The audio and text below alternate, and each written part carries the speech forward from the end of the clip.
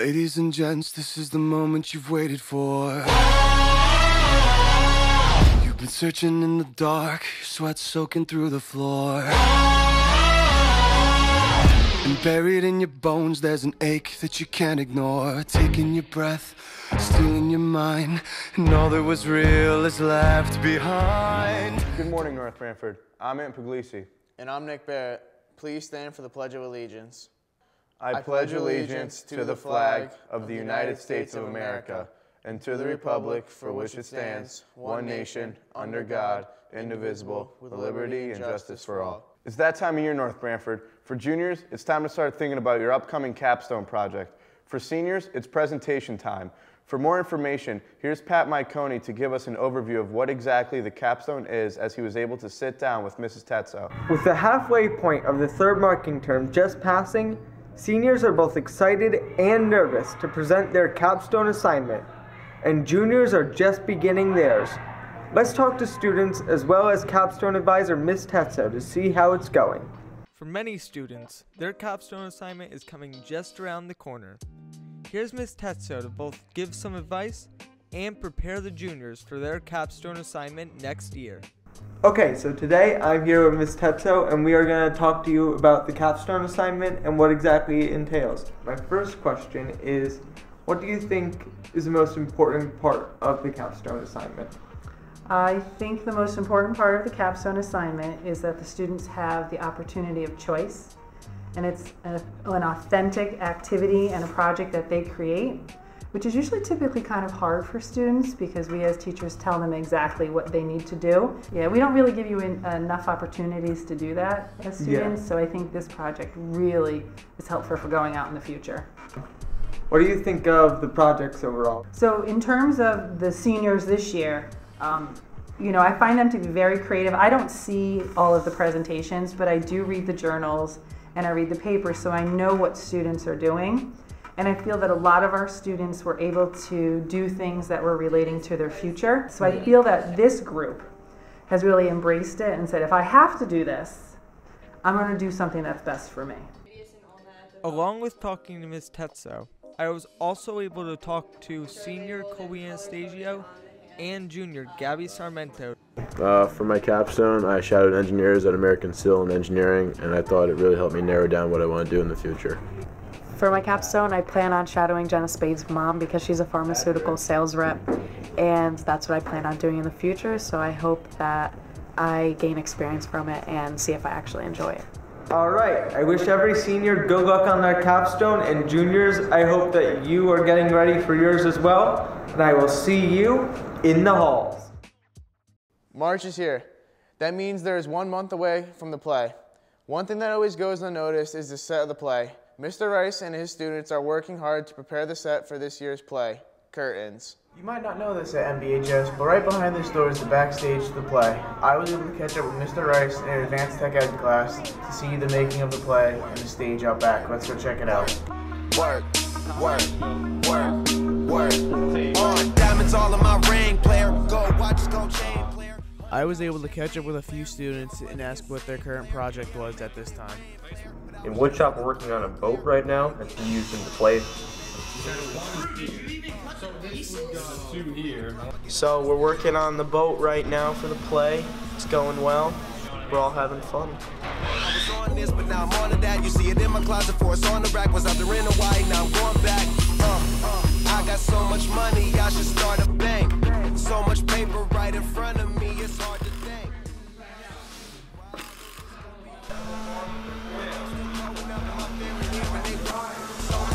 The bigger the bill, the harder you ball. Well, I'm throwing mine, cause my money long. The quicker you're here, the faster you go. That's why where I come from, the only thing we know. Along with all this hard work, the boys still find a way to have a good time and have some fun. And here we have a nice little coffee spill. Oh, just got some on my hand. Famous Nick Denegri, like usual, spilling his coffee. North Branford Woodshop, sponsored by Gatorade. Eat fresh. As you can see, Mr. Rice and his students worked very hard to set up this play this year. I hope you guys could all go check it out. I'm Nick Barrett reporting for TBird News. Safety and making smart decisions is the #1 thought when young adults get behind the wheel. Here at TBird News, we were able to show that with a PSA of our own.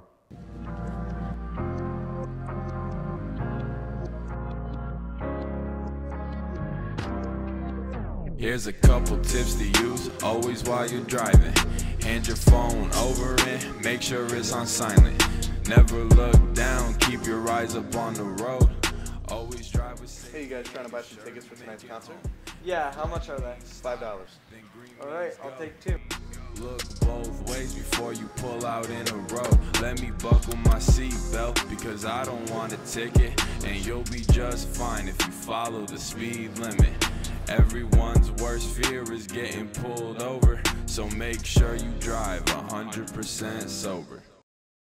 How's your character? Feel like a challenge? Here's something you can do to build your character and do some good at the same time. Write a letter to a peer, a teacher, an administrator, or anyone who has made a significant impact on your life. Show your gratitude. Let them know in writing how you feel. It doesn't have to be long or complicated. Just write your positive feelings about how that person has affected your life. You have 1 month to complete this challenge. If you decide to submit your writing, do it by March 25th. Your name will be entered into a drawing for a gift card to a local merchant. Have fun, learn something new, challenge your character. One of America's most beloved modern painters is Bob Ross. From fluffy birds to happy trees, he can always add that special touch to make painting fun. 10th grader Emily McCormick came up with this fun idea to raise money for GSA. Other members helped to plan this evening's event, which was held on Friday, February 15th. We had over 20 painters that joined us for a happy evening of painting little trees.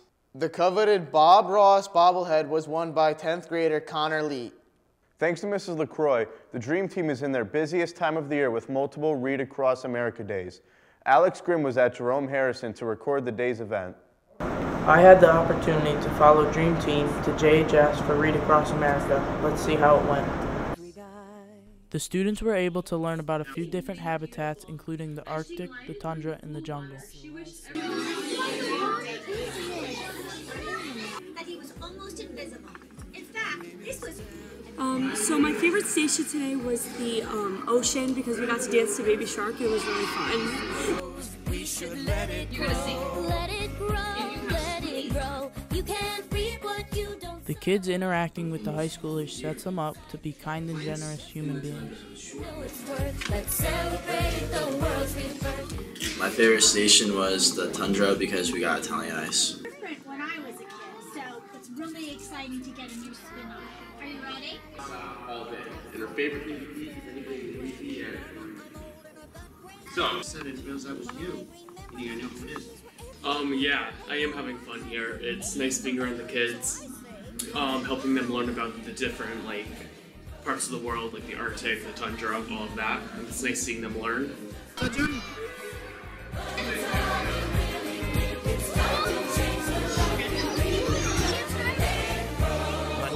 Looks like everyone had a fun time there at JHS for Read Across America.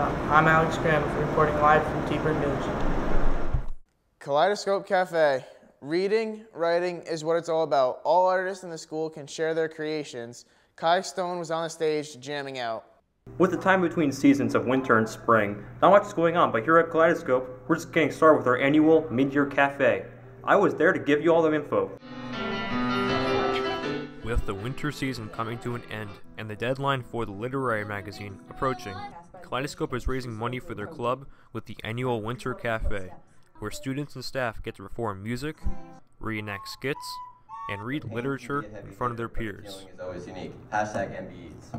Here is Junior Kaleidoscope editor Marissa Helf to tell you all about it. For the Mid-Year Kaleidoscope Cafe, basically we're raising money for the literary magazine, which comes out towards the end of the school year. And it's also to get submission rates up because we talk about how you have to submit to the magazine and how to. So we're able to get submissions for the magazine and then raise the funds to make it at the end of the school year. It was quite the eventful night with performances by Ian McClay, Julia Heffernan, Andrew Salido, the NBHS Chorus, and the Full Circle Band. The purpose of this outstanding set list wasn't only to allow students to show off their talents, but to inspire others to write and submit to the Kaleidoscope magazine. I talked with a few students to see if they were inspired after the event. I was inspired by all my friends that went up and performed, and I submitted pictures and a play that I wrote in English class.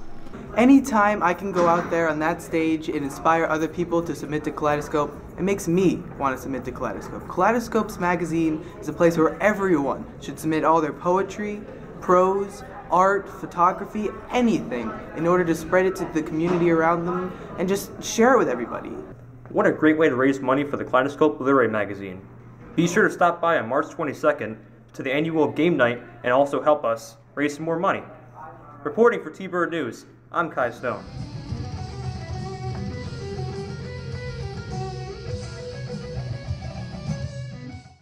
Now let's get a look at the weather with Nick Mancini and Louis Raffone.